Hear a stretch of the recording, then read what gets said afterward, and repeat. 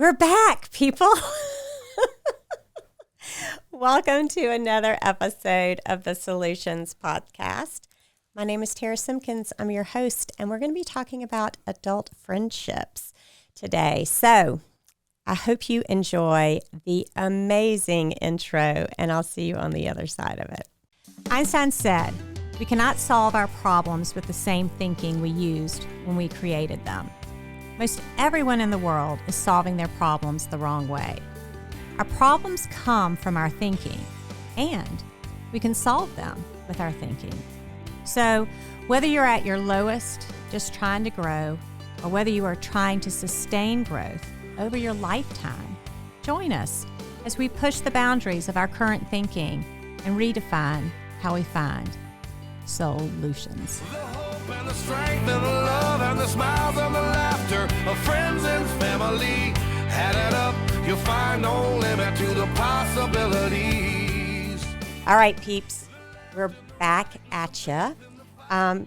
If you watch us on the video, you'll see I have this same outfit and the same glasses that I had on for the podcast that was 2 weeks ago. And sometimes it might be that I wear the same outfit every day, but we do record these podcasts. We batch them, as we say. And so I record a couple of them at the same time so that they'll be in the queue and ready for you. And it makes David and Charles's lives a lot easier here at Get Up Productions in Augusta. And if you are interested in starting your own podcast, you should check out the guys because they're awesome and they do lots of amazing podcasts. Like they have host Deke Copenhaver's podcast, The Changemaker. Does he call it something different now, David? Nope, The Changemaker. Still a Changemaker. The Hawk Law Group has a podcast. What's it called? Layman's Law School. Ooh, Layman's Law School. That's interesting. I'm going to be on that podcast one day. I've been on Deke's, but we're going to talk about that. I think we might have to talk about the title of their podcast, Layman. That is definitely a term of art in the law. Y'all know that I was a former lawyer in a previous life, and that's just kind of a term of the law. But it does touch on some feminist issues and some cultural standards that we might want to expand. All of this, though, is in good humor and fun to say that I hope that you, whatever you're doing in your life, if you have a desire to, tip your toe, stick your toe in something else, that you'll begin to take the little steps necessary to do it. And oftentimes my clients, because I'm a life coach, they are stuck on the where would I begin thing or what would I talk about thing. And so, David is great at Get Up Productions about walking you through that. And you don't have to do it perfectly. I'm thinking now, this is the first time, today is the first time we recorded another podcast for this one today. But it's the first time David and I have been in the recording studio together in over a year, I think, David. Probably. And when we started this podcast, it was started on video. And even though I had been in the podcast world for a while, I was alone by myself with my iPhone and my iPod little thing by myself. So I wasn't used to having another person who, was listening to me while I was doing this stuff. And while I teach a lot of classes and I speak a lot of places, I also wasn't used to having someone in an audience who was doing another job or who isn't necessarily in my demographic. And I was so nervous about having David behind the curtain because, while I was speaking words in my brain, I was thinking, what is he thinking about this? Is he bored? Oh my gosh, did he just yawn? Has he gone to sleep? My brain was having this other conversation while my lips were moving and sound was coming out of my mouth. There was this other silent type of narrative that was going on in my brain. So to solve that problem, I did not stop podcasting. I just said, David, I think we need to take a break from the video part of this. Like, I need to get used to coming into your studio. I need to get used to the surroundings. And so we switched it to a non-video format. And then I told him about a month ago, I said, I think I'm ready for video again. And we just started it back up, and it was that easy. But I want you to know that whenever you embark on something new, there's going to be a bit of a learning curve. And so be kind to yourself on that learning curve. Allow for the learning curve. Plan for there to be a learning curve. And then here's the other thing. Seek out experts.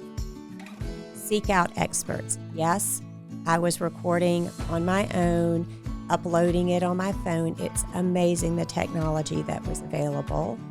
But I also wanted to get better at podcasting. And in order to get better at podcasting, I had to, I could either spend all my time studying it, which I didn't have a lot of excess time as a mother and a lawyer, entrepreneur, philanthropist.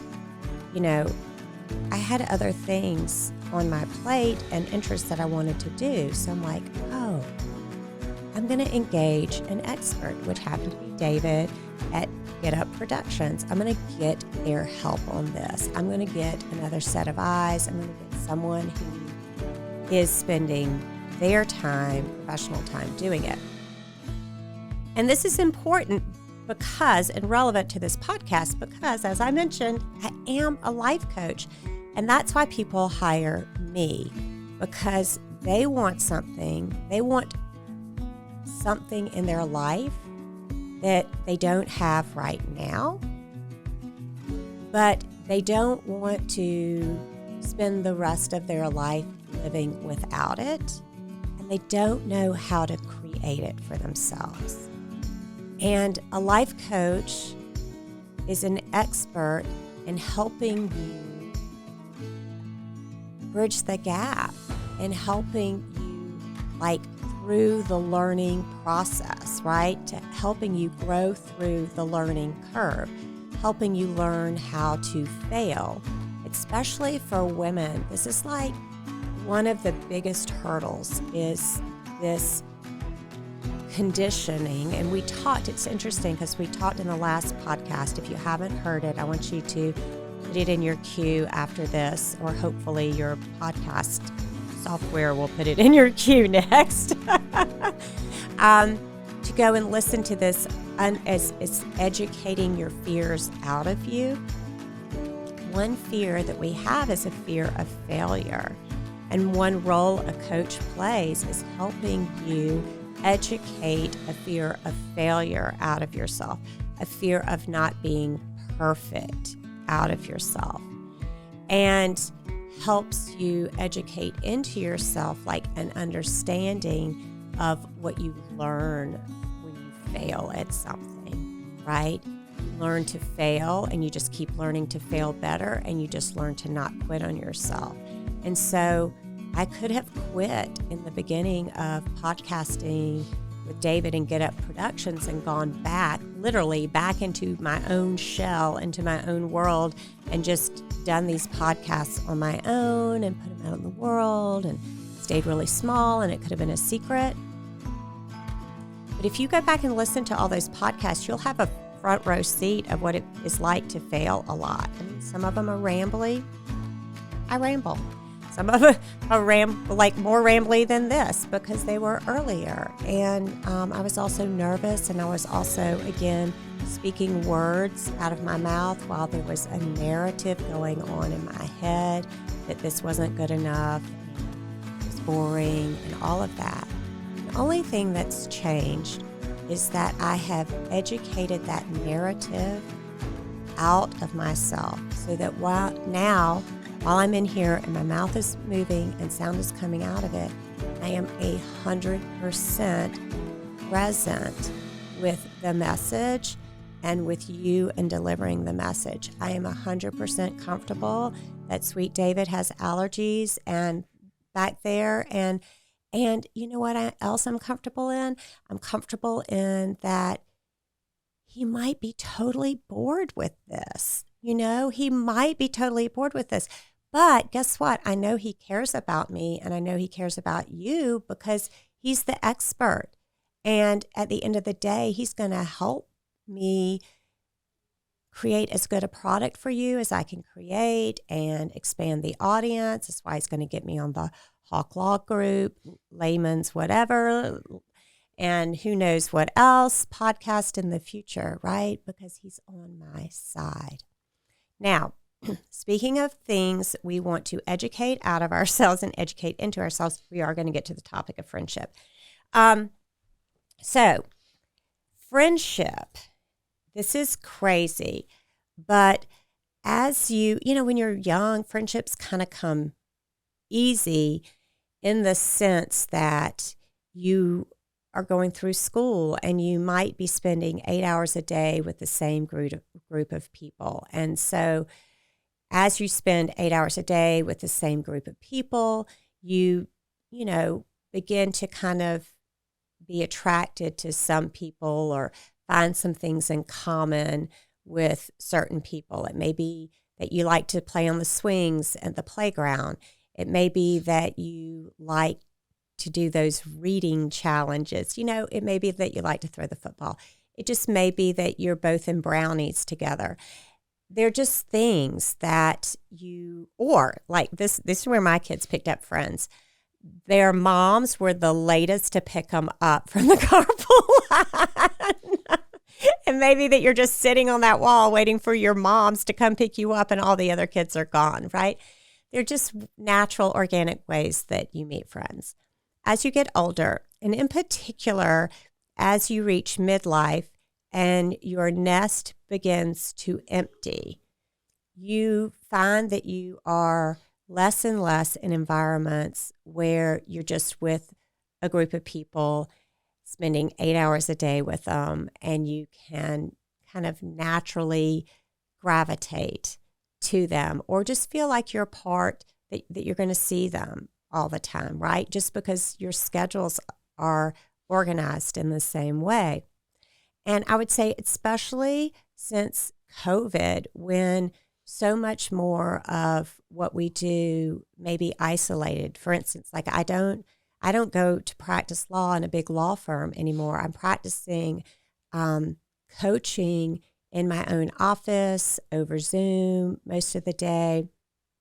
And so and I can do so much by myself. I don't share an office with a lot of people. And the guys that I do share an office with are all doing their own thing in their own offices. We all have different entrepreneurial endeavors. And so we're not doing the same thing. So as my children have left and as my work environment is so specific, I have become more and more isolated. And this is not unusual for women in their 50s.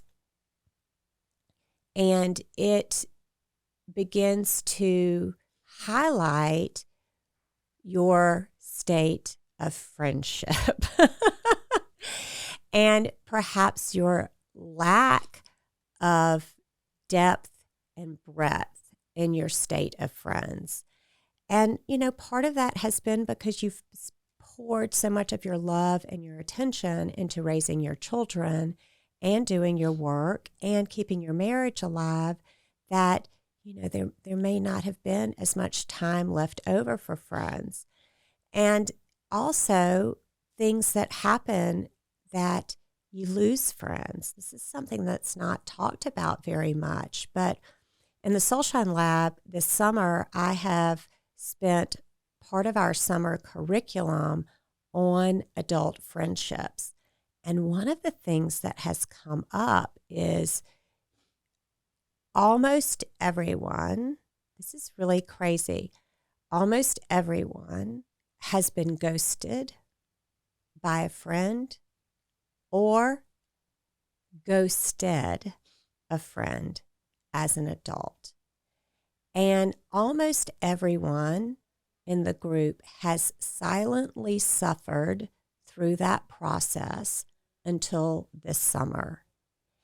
And it's really crazy how shameful this idea of losing an adult friend is, especially for women.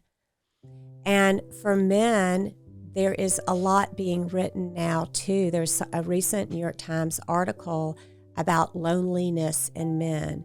So, and the Surgeon General has named loneliness as an epidemic in our country right now, especially since COVID. And so it's happening in our children's lives, and it's happening in our lives. And if you have aging parents like Turner and I do, it's happening in your parents' lives because their friends are literally dying, or dementia is setting in. So this topic of friendship is extremely relevant to us in this moment. Now, if you're in your 50, this topic is relevant for you for another reason. And that is the longest human study that we know of was started at Harvard in the 20s. And it was a study that started with a group of men, because at the time Harvard only took men, of male Harvard students. And then the other group, right, because when you do research studies, you have control groups, right, and you have different groups. So you had one group of these, I would say either affluent or lucky as hell men who were at Harvard in the 20s, and then this other group of poor, what we would say, not well-resourced men in poorer parts of Boston, didn't have access, were not as privileged as the men at Harvard. And so the research study was, we're just going to study these men and follow them for their entire lives and see how their lives turn out. I think the study started was like, did it matter if you went to Harvard or you grew up in this neighborhood? Like, what were the determinant factors of your health and your happiness at the end of your life, right? What were the factors that were important in a successful and healthy, long life? Well, the study is still ongoing. They are now following the third generation of these men, and it has expanded to, women as well, all their offspring. And so now, after, about 80 years of studying people, then the researchers, and this is so cool too, I think, this is where I nerd out on things. It's like its third set of researchers, right? Like the original researchers aren't even alive, but they've kept this human development research project ongoing at Harvard and passed it down to new researchers. So, what do you think the determinative factor is for a healthy life, a long life, and a happy life? All right. First guess, the amount of money that they earned. Nope. Second guess, their genetics, right? Like, were they genetically predisposed? Like, they didn't get cancer, they didn't have heart problems, right?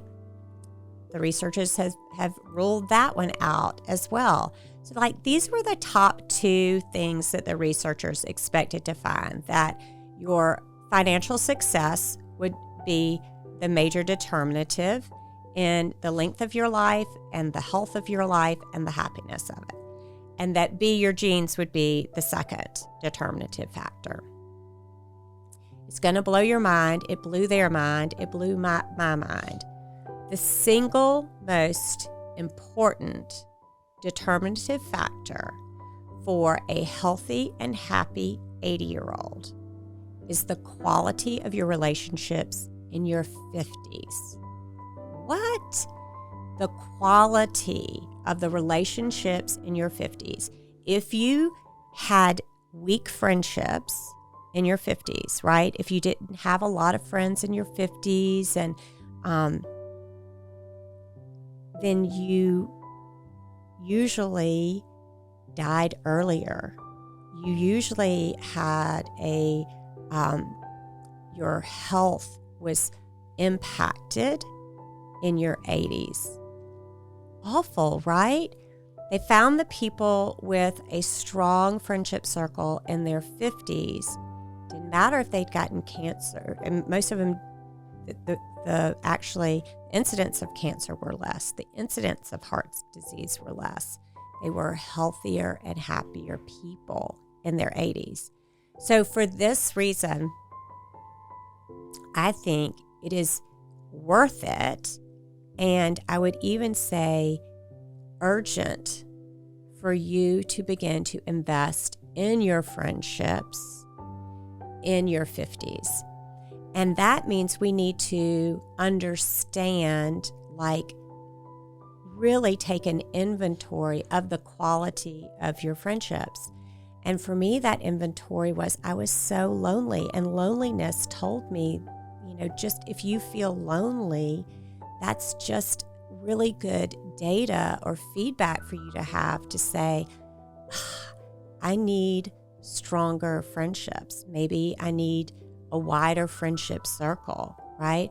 Or maybe I need deeper friendships here. Whatever it is, I need more of them.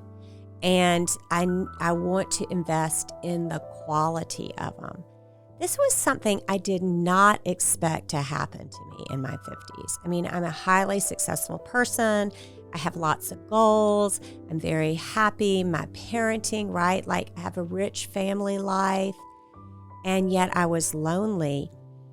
And I was so ashamed of that loneliness. And I tell you, and I have spoken about this, I think, in some other podcasts, or maybe it's just I've been teaching this topic for the last 6 weeks in the Soul-u-tions lab, and I don't know, like, if I've taught it there or said it here sometimes. But when the Surgeon General has come out and talked about his loneliness that he experienced because he was the Surgeon General in the Obama administration, and he got so much meaning out of his work during that time.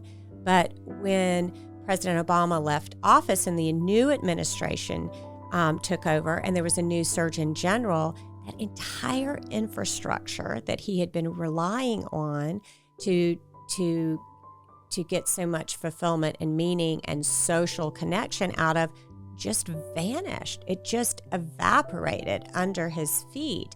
And so similarly, I think this happens to parents, empty nesters in your 50s, like that entire infrastructure of social connections that are built around your children and your children's activities are gone. And even your children in the house are gone. And then, through COVID, if you're working in more and more isolated environments. So I want to normalize it if you're feeling lonely, number one, and that's normal to feel at this stage, because whenever shame comes in as a human emotion, the action that we take when we feel ashamed about something is to hide. I mean, that's the entire, like, one of the biggest takeaways from that whole Garden of Eden story in the Bible is that, Adam and Eve became ashamed, and so they hid, right? That is part of human nature. And so one of the things that the obstacles to overcome is our sense of shame. So the shame could arise out of loneliness, right? You could think to yourself, like I did, what have I done wrong? Where have I misinvested my energy? I even went so far as to question, like, should I have stayed a lawyer and I would be in a firm and I would be around people, and should I not have taken the risk of becoming a life coach? And so shame will do crazy things to you. It will question, have you question all of your decisions. But while you're in there hiding and questioning your decisions, you know what you're not doing? You're not out there meeting friends. You're not putting yourself at risk. You're not wondering, where are people? Where can I meet people? How can I meet people? Right? And those are the things that are going to help you garner deep and lasting, meaningful friendships in your 50s. So this other thing about, we want to educate ourselves on what is a healthy relationship, what creates healthy relationships in our 50s. And another obstacle, and I touched on it for a second, I want to go a little deeper here, is the myths, like the things that we have been socialized or conditioned to believe about adult friendships that just aren't true.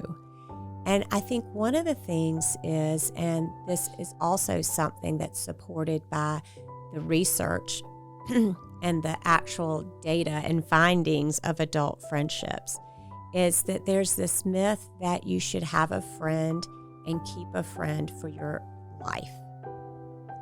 What the research reveals is really our friendships turn over every 7 years.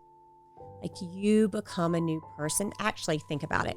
Your cells, like, you're a totally new person. Your cells actually that make up your body right now were not the same cells that make up your body 7 years ago. Like, everything about you turns over every 7 years. Your friendships are one of those things. And so the fact that in midlife, you're going to begin to have challenges with your friendships.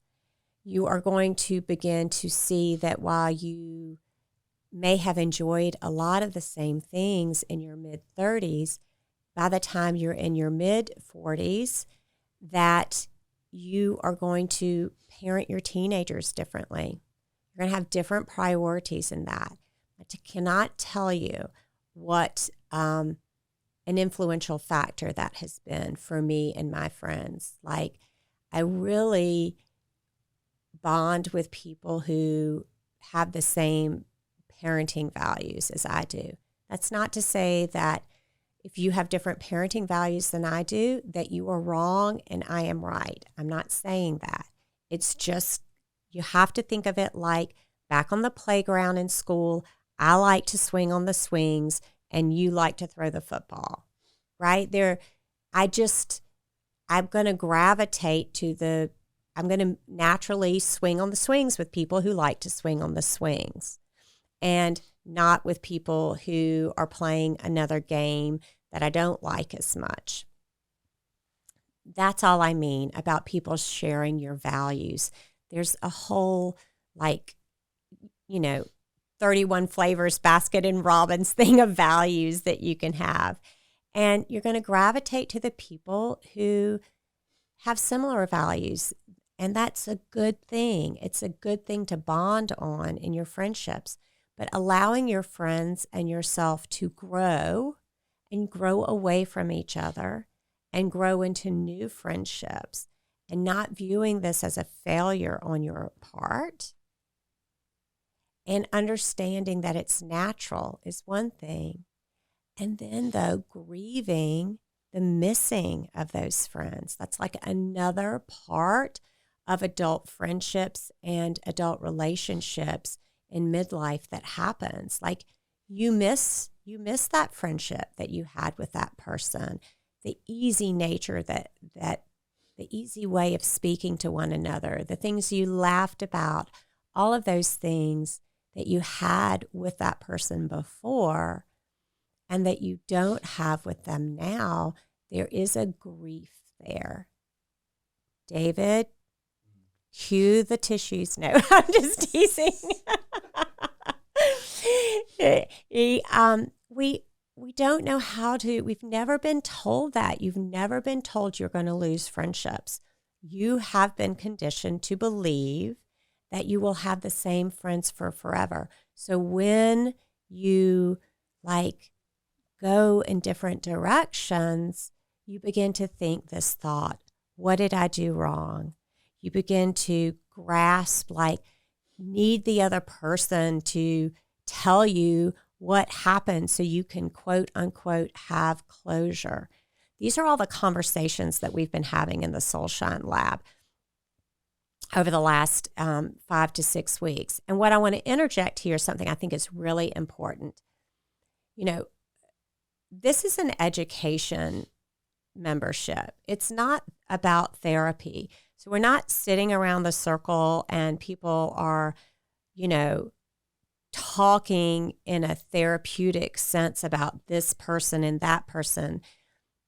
That's not what it's about. It's about this idea of uneducating yourself on what you thought adult friendships were supposed to be and lining up, like understanding what your experience of adult friendships have been, seeing where those things are not lining up, right? And making sense of the experience. And so if you've thought the thought that adult friendships are supposed to last forever, and yet you're having the experience of not having this friendship actively in your life anymore for a whole list of reasons or for no reason at all, this one comes up a lot. For no reason at all, you don't know how to navigate the gap between what you thought it was going to be like and what it is actually like.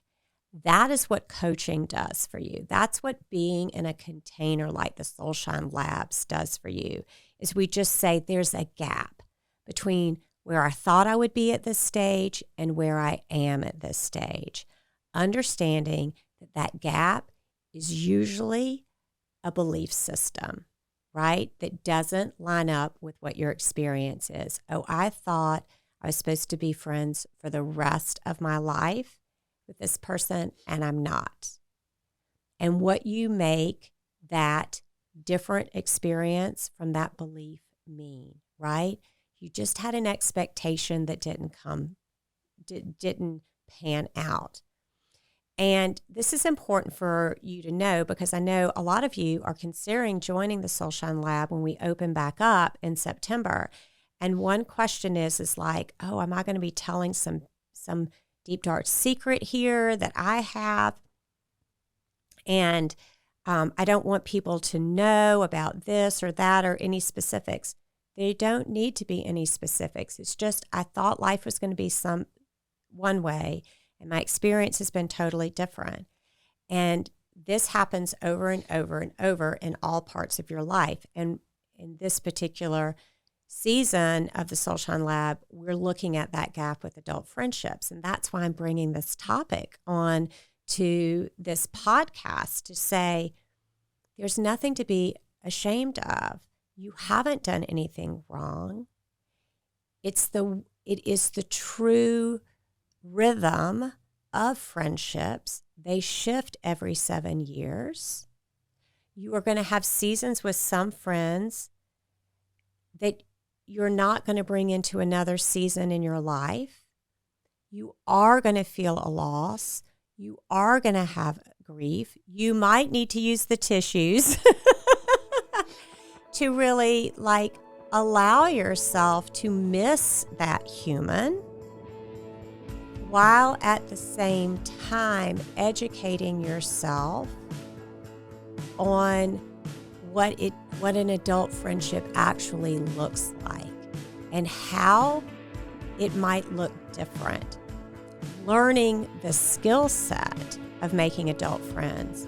Because if you think about it this way, going back to that Harvard research project, if the determinative factor, like the single highest, factor, not saying that money and, genes are not factors at all, but if the quality of your relationships in your 50s is the determinative factor of who's happiest in their 80s, it doesn't mean that friends you make in your 50s are going to be alive and well and still your friends in your 80s. What it means is you will have learned the skill set of understanding, like you will have come to accept the reality of the things that you cannot control, which is some friends are going to ghost you, and you might ghost some friends. Friendships are not meant to last forever. You will feel loss, and you will want to grieve certain friendships, and you want to get back in the game and put yourself out there and risk your heart being broken and risk losing another friend for the opportunity to have deep and meaningful friendships again.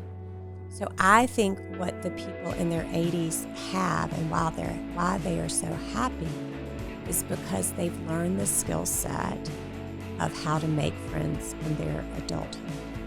And so as they will lose other friends over the next 30 years, they'll also know they can always make other friends. They'll also know that there's new adventure out there waiting for them in a new friendship. They'll also know that there's more to come, that they will share something in common with someone in the next 7 years they don't share in common with them in this moment, this friend. Is that bittersweet? Yes. Is that what I call the 50-50 of life? Yes. It's also, the contrast of life. It's also learning to live in alignment with the reality of life. And I think as much as anything, this is why the Soul-u-tions Lab is such a valuable place for women to come and to join in whatever, of that midlife space that you're in, because you've been conditioned to think about life after you get married and have kids and, whatever job as happily ever after. And the reality is that it doesn't look like what you thought it was going to look like. Somebody's going to get sick. Someone's going to lose their job. Someone's going to lose their friendships, right? There's going to be a pandemic. Your candidate's not going to win the election. There's going to be new technology that may take over what you're doing in life, right? There are going to be all these things that happen. And what adults, as an adult, learning how to navigate your expectations of what you thought life was going to be like and what it actually is like is a skill set. Learning it in your 50s is mandatory to having a happy, second half of your life, to having a happy life well into your 80s, 90s, and seriously, your hundreds, right? So your adult friendships, I want you to begin to, just take an inventory of where you are right now in your adult friendships and think about where you want to be in your 80s, healthy and happy. I'm just guessing here. It's just a wild guess that that's what you want. And then spending some active time putting yourself out there, right? And that's risky. People, you might be rejected. You might fail. Like somebody might not like you. And yet, that's how you find the people at the swing sets who like to swing, right? You just keep showing up at the swings every day. You keep putting yourself out there and knowing that someone else is going to come. This is what a few of my Soul-u-tions Lab members have been saying about this. I love these messages. Like one said that she's recently remarried. So on the topic of the quality of your relationships in your 50s affecting your quality of life in your 80s, I really want to pursue some friendships in my new area of town.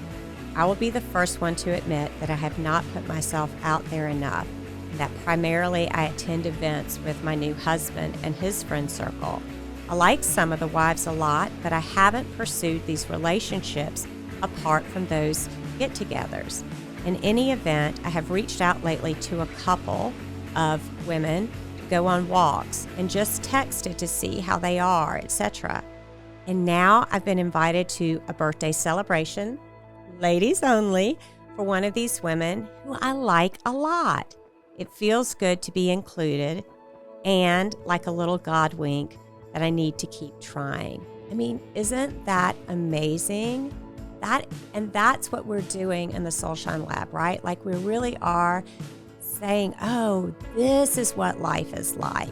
Oh, this is what is going to be required of me if I want to have a healthy and happy life well into my 80s and beyond. All right. And these are the tiny little steps that I'm going to start to take. And these are the wins I'm going to celebrate. This is what this community is like. Another member, like in response to that person's like, woohoo. Those are friend goal qualities.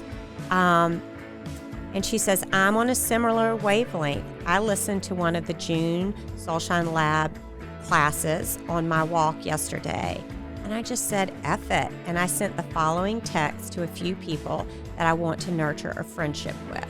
And this is what she said about our class. And I think this is so important because a lot of people are like, if I can't go live, like, I'm not going to join your membership. And like, why wouldn't you join the membership? Like, you can listen to it. They're all recorded. They're in this portal. So, this is what she said. And then you have this group, like off of Facebook, we have this group community where you can like share this kind of feedback together in our own app. I mean, it's crazy. So this is the text she sent out. Okay, I listened to this podcast on adult friendships today. We know here, big secret, it's the Soul-Shine Lab class recording. And I heard the most simple but profound thought. Adult friends have to be a, quote, want match. So she's now sharing a tool with these other friends that I teach in the Soul-Shine Lab, this want match. And now I'm sharing with you on the podcast. So she said, they have to want the same thing out of each other. So I'm asking the people I care about. This is what she's putting out there in this text to friends that she wants to nurture. So I'm asking the people I care about, what do you want from me or our friendship? You can think about it and circle back. Oh my gosh. Pass the Kleenex, David. I am tearing up now. Seriously, like I'm so, like she's putting herself out there. She's asking the people that she wants to nurture a relationship with. Just like, what do y'all want from me and a friend? How can I be a good friend to you? And I mean, I have chills. I have tears. Like, it's so vulnerable.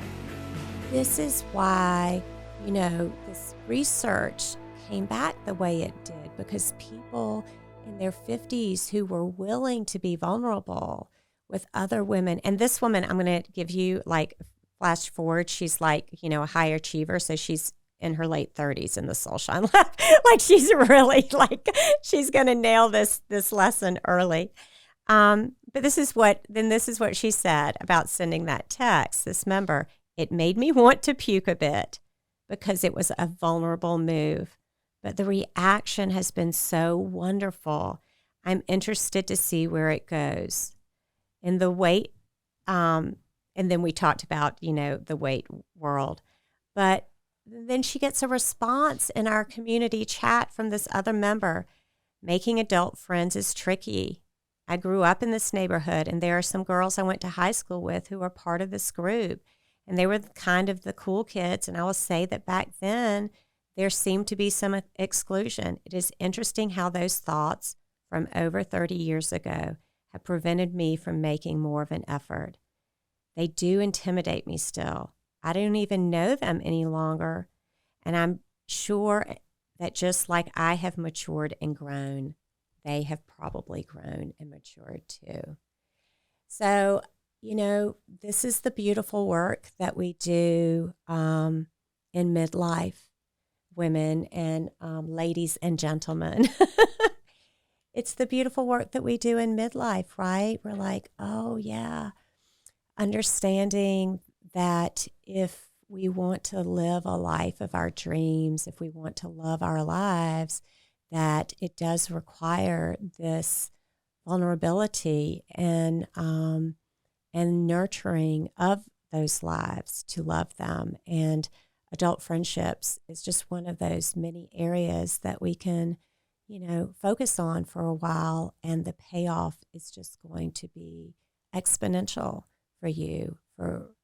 It will, in your health and in your wealth of relationships and your love of your own life. So anyway, I hope that you have found today's podcast to be helpful in your life, and that you will have a long and healthy and prosperous life well into your 80s and beyond, because at whatever point in your life that you're listening to this podcast, you will learn that taking time to invest in your relationships is the most important thing that you can do for yourself, and that adult relationships are not meant to last forever, and that it is a skill set to make friends, and that there's so many people out there